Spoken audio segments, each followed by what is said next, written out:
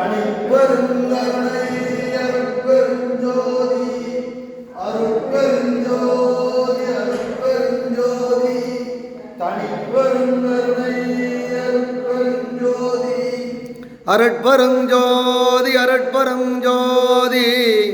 தனிப்பெரும் கருணை அருட்பெருஞ்சோதி